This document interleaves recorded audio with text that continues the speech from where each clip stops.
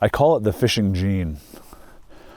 You know, there's some kids that you take them fishing and they're just like instantly bored. And in order to keep them interested in fishing, you have to, you know, take them to a stocked pond where there's like a fish every cast.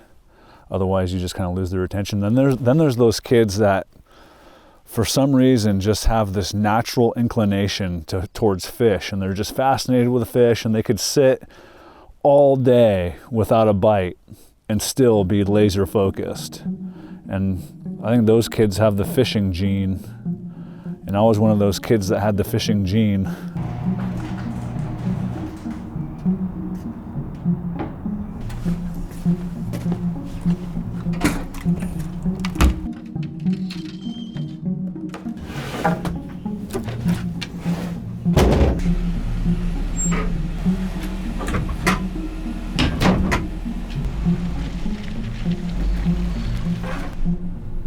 My grandpa used to fly fish, not super avid, but he was a Montana bred outdoorsman and loved to fly fish when he could. I fished with him one time. A handful of months later, he passed away. And I still fish that same rod that he fished on our Montana trip. It's a beautiful little 8-foot 408 Dickerson taper. That's just a very special rod to me. He took me to Montana, and that's where I learned how to fly fish.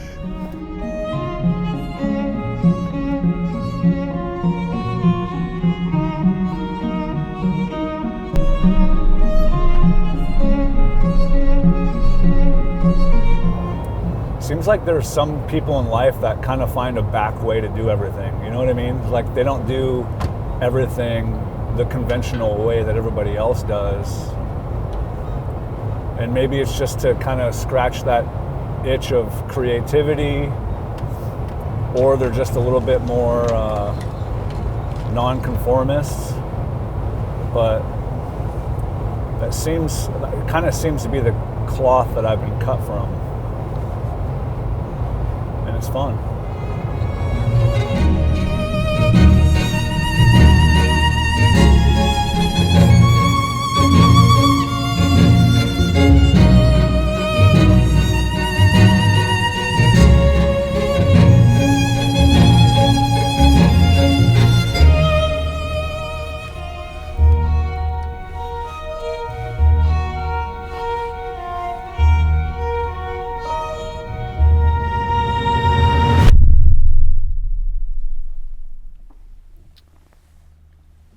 I'm Bucky Buckstabber, the founder and executive director of the Fly Fishing Collaborative.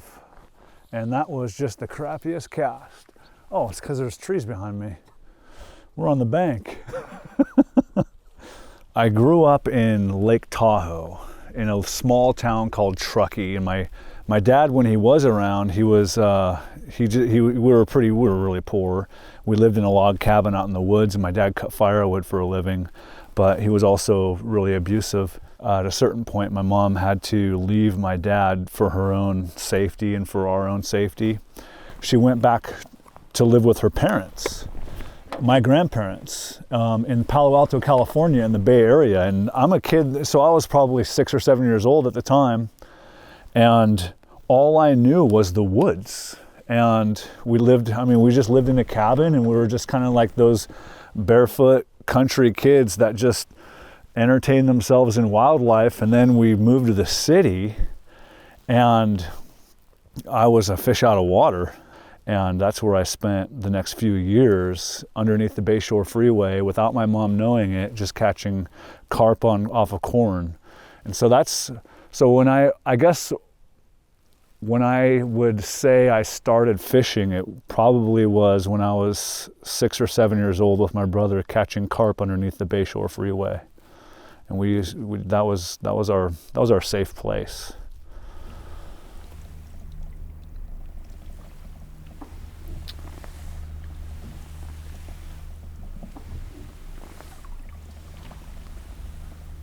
I grew up limiting myself in such a way that it robbed me of so much opportunity, because I didn't feel like I was worth it. I didn't feel like I was good enough. I didn't feel like I was smart enough. And I think that's really related to some of the trauma that I experienced growing up, because most kids that deal with some kind of abandonment issues, they personalize that as, my dad didn't want me because there's something wrong with me. So obviously I'm not good enough to be wanted. So you're kind of plagued with, doubt, and you're plagued with insecurity. And that's the way I grew up. I grew up thinking that there was something wrong with me. And that kept me from really realizing what I am actually capable of, what we're all capable of. The starting of FFC was a beautiful step for me of breaking through my own self-imposed limitations and doing something that's way beyond what I thought I was capable of doing. And it took a lot of years of fighting that doubt, fighting that insecurity, and finding self-worth.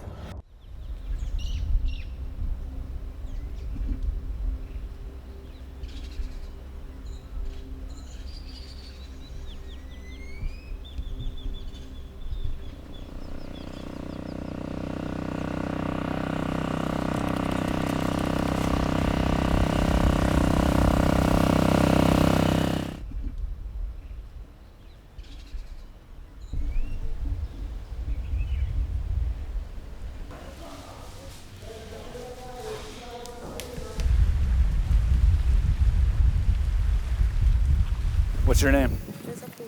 Josephine? That's a pretty name. What's your name? Antoine. Antoine? Nice, strong name. What's your name? Nigel. Nigel? Another strong name. I'm Bucky.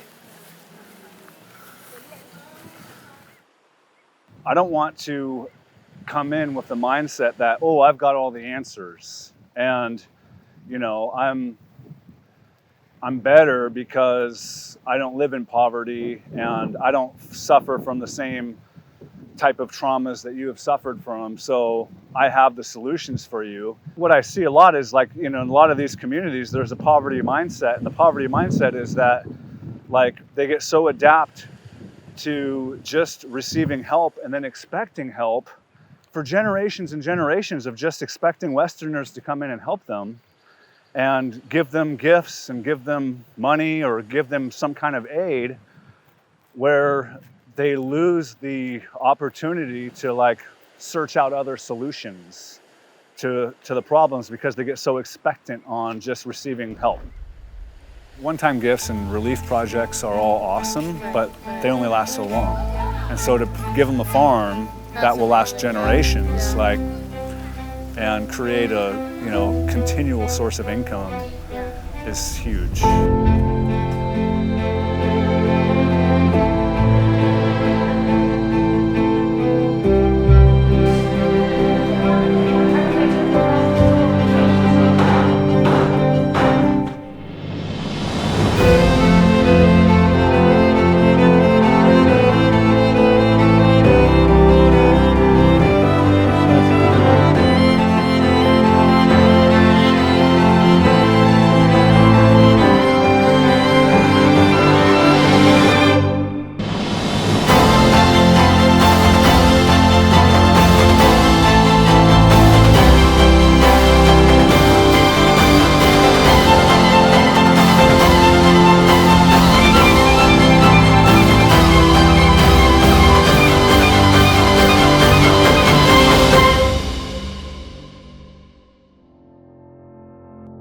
The core of our mission is to mobilize the fly fishing community to create sustainable solutions to poverty and to human trafficking.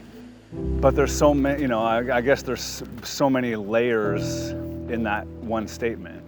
It's creating a sustainable solution. So to me, like, creating something sustainable means that you're not just giving them something that will help them one time, but you're actually helping them think differently, live differently, and creating a solution to whatever their problems are that will be long lasting.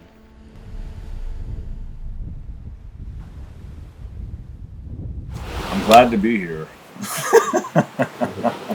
So first, I didn't know if I was going to be in Belize or not, because 2 weeks ago, I broke my wrist, and I broke it pretty good, skateboarding.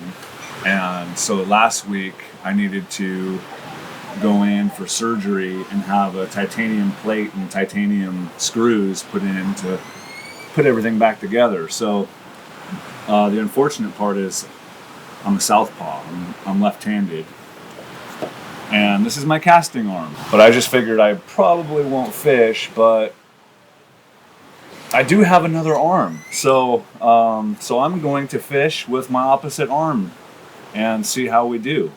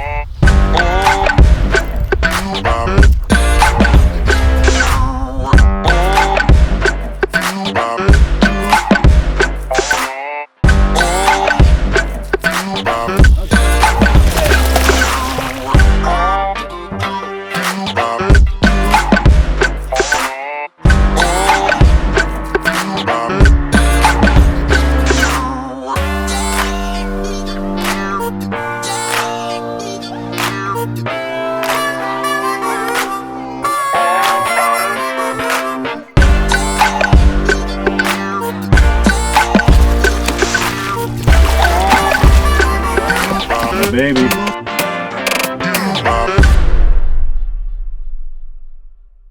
Even though it's such an outside of the box idea, it can inspire other people, like, well, even if they're not fly fishermen, even if they like hunt or they golf or they do something, it's like, well, how can I take this passion and use it for good?